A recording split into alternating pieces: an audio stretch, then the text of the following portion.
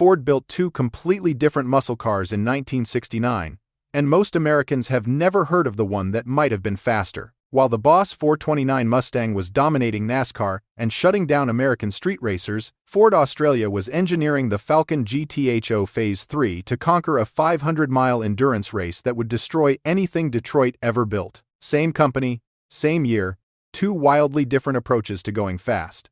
And if you love muscle car stories that history quietly forgot, like this one, hit subscribe now. Together, we'll dig up the lesser-known legends machines, built not to show off, but to win.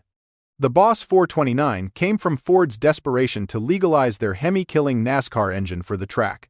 NASCAR's homologation rules demanded 500 street versions, so Ford crammed a 429 cubic-inch semi-hemispherical beast into the Mustang's engine bay.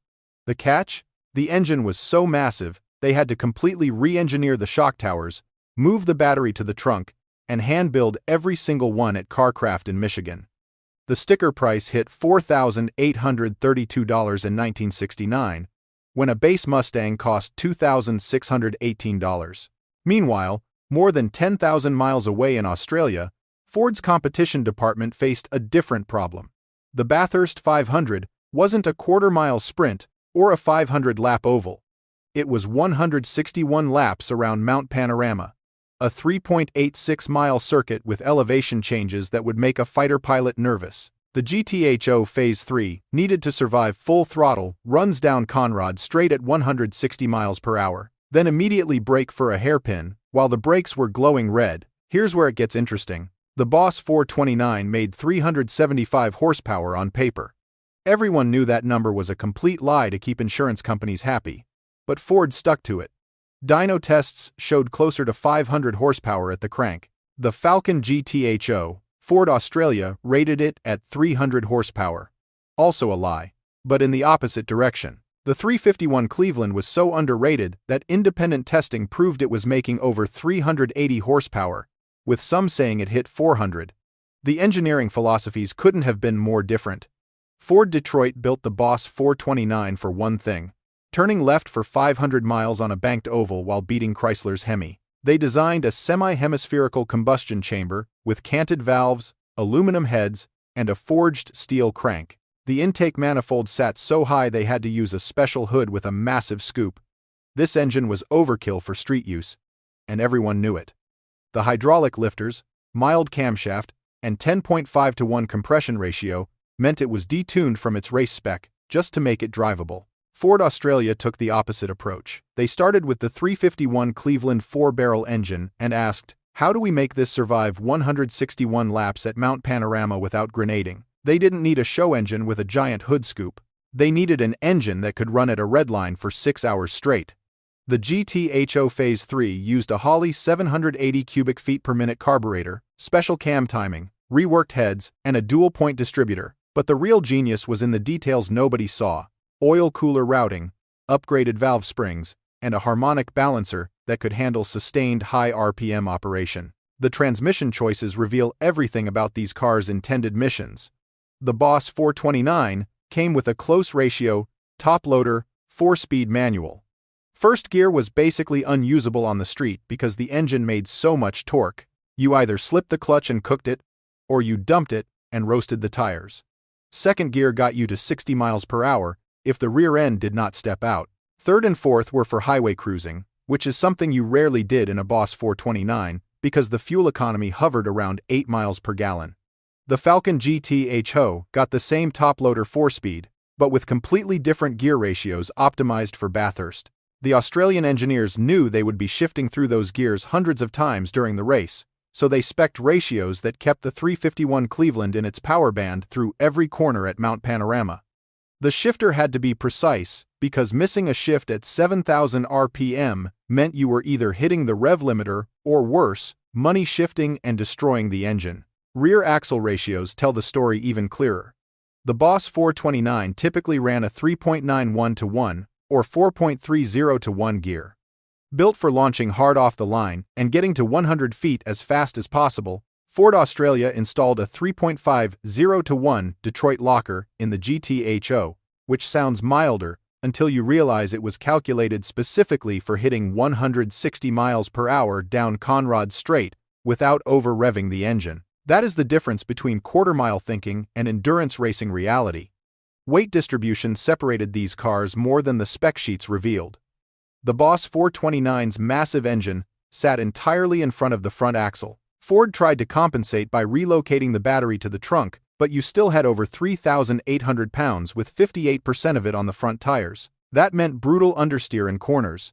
You could power through it with all that torque, but the Boss was not going to outhandle anything unless you were drag racing in a straight line. The Falcon GT-HO Phase III weighed in around 3,450 pounds, and Ford Australia obsessed over every ounce. They stripped sound deadening, used thinner glass, and specified lighter seats. More importantly, the 351 Cleveland was a physically smaller engine than the 429, so more weight sat between the axles. The GT-HO was not winning any awards for perfect 50-50 balance, but it could actually navigate corners without plowing straight into the wall. Suspension setups revealed the real divide between American muscle and Australian touring car engineering. The Boss 429 rode on heavy-duty springs and shocks designed to handle all that nose weight and keep the car pointed straight during a quarter-mile blast. The ride quality was punishing. Every expansion joint telegraphed through the chassis. Ford did not care, because nobody bought a Boss 429 for the daily commute to work. The GT-HO's suspension had to handle sustained cornering loads at speed, while soaking up the bumps and elevation changes at Bathurst. Ford Australia fitted heavy-duty springs and shocks, but they were valved completely differently. The GT-HO had to put power down coming out of corners without lighting up the inside rear tire. It needed to brake from 160 miles per hour without the nose diving so hard that you lost front-end grip. That meant careful attention to anti-roll bars, spring rates, and damper settings that would seem way too soft for an American muscle car. Brake systems highlight the fundamental difference in what these cars were built to do. The Boss 429 came with front disc brakes and rear drums, which was standard for American muscle in 1969. Ford figured you would use the brakes once per quarter-mile pass to slow down after crossing the finish line, maybe twice if you missed your exit on the highway. The brake system worked fine for that limited duty cycle. The Falcon GT-HO Phase III needed brakes that could haul 3,450 pounds down from 160 miles per hour, lap after lap. For 161 laps, Ford Australia installed larger front rotors, upgraded calipers, and added a brake booster that could handle repeated hard stops without fading. They tested the brake cooling ducts in wind tunnels because brake fade at Mount Panorama meant you were either off the track or into the wall. There was no middle ground. Fuel systems expose another engineering divide. The Boss 429 had a single Holley 735 CFM carburetor feeding that monstrous engine, which sounds undersized until you realize Ford was trying to make this car pass emissions and keep insurance companies from jacking rates into the stratosphere. The fuel tank held 20 gallons, which gave you maybe 150 miles of range if you drove it gently. Most Boss 429 owners knew every gas station within a 50-mile radius. The GT-HO's Holley 780 cubic feet per minute carburetor was calibrated for sustained high-load operation. Ford Australia needed the car to run flat out for 6 hours without the engine leaning out and eating pistons. They ran extensive dyno testing to dial in the fuel curves, which meant the GT-HO actually ran richer than most American muscle cars at wide-open throttle. The 72-liter fuel tank was positioned carefully to maintain proper weight distribution even as fuel load decreased during the race. The homologation stories reveal how different the rules were in each market. NASCAR demanded 500 Boss 429 Mustangs to legalize the engine for competition. Ford built 859 in 1969 and 499 in 1970, every one of them hand-assembled at Carcraft. Each car came with a detailed build sheet documenting modifications. Buyers knew they were getting a race car that happened to have license plates. Ford Australia had to build 200 GT-HOs to meet Australian touring car regulations. They made exactly 300, and every one of them sold immediately, even at a price that was twice what a standard Falcon cost. Australian buyers understood what they were getting: a race car engineered to win Bathurst with enough street manners to drive it home after writing the check. Real-world performance tells the truth these spec sheets tried to hide. The Boss 429 ran the quarter mile in the high 13-second range, hitting 106 miles per hour in street trim. Drag racers with experience could get them into the low 13 seconds. That was quick for 1969, but nowhere near what you would expect from a 500 horsepower engine. The problem was not power. It was getting that power to the ground without spinning the tires all the way through second gear. The GT-HO Phase III never cared about quarter-mile times, but when journalists tested it anyway, they recorded 14.4 seconds at 100 miles per hour. Sounds slower than the Boss 429, except the GT-HO could then go do that for another 160 laps without braking. More importantly, around Bathurst, the GT-HO lapped at times that embarrassed everything else Ford built worldwide, including cars with way more horsepower. Top speed numbers reveal the final truth. The Boss 429 was geared to hit about 118 miles per hour in the quarter mile, and that was basically all she had. The engine ran out of breath beyond 5,800 RPM, and the brick-like aerodynamics meant you were not going much faster, even with more gear. Ford built it to dominate NASCAR superspeedways, where the race version made 700 horsepower and could draft at 190 miles per hour. The street version was the admission price to race. The Falcon GT-HO Phase III was clocked at 141 miles per hour down Conrad Straight during the 1971 Bathurst 1000. And that was with race-required modifications, limiting power. The production version could hit 153 miles per hour given enough road. Ford Australia engineered the aerodynamics specifically for high-speed stability because Mount Panorama demanded it. The GT-HO did not just hit those speeds once, it hit them lap after lap while still having enough in reserve to brake, turn, and do it again. These two Fords represent completely different definitions of what a muscle car should be. The Boss 429 was America's answer to unlimited horsepower in a straight line. Build the biggest engine possible, cram it in the lightest body you could find, and worry about everything else later. It worked brilliantly for NASCAR and drag racing, which is exactly what Ford intended.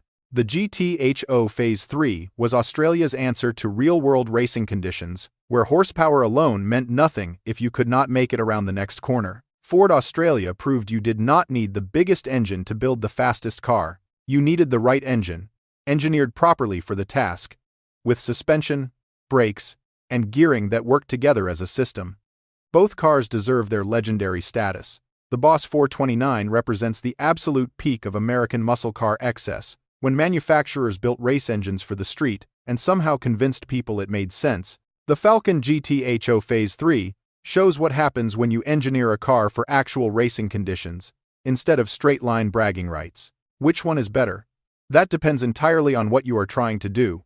If you want to dominate cars and coffee, smoke the tires at every stoplight, and know you are driving one of the rarest Mustangs ever built, the Boss 429 wins. If you want to actually race the car hard, lap after lap, and drive it home when you are done, the GT-HO takes it. Both are icons. Both are proper muscle cars. They just define muscle in completely different ways. The real winner? We are. Because Ford built both of them in the same year. Proving the best automotive engineering happens when you let smart people solve different problems in different ways. The Boss 429 and GT-HO Phase III are proof that there is no single right answer to building a fast car.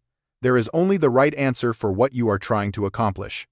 If you love real stories about classic muscle cars, make sure to subscribe to American Muscle Soul for more legendary showdowns like this one. Drop a comment below and tell us which you would choose in a real drag race.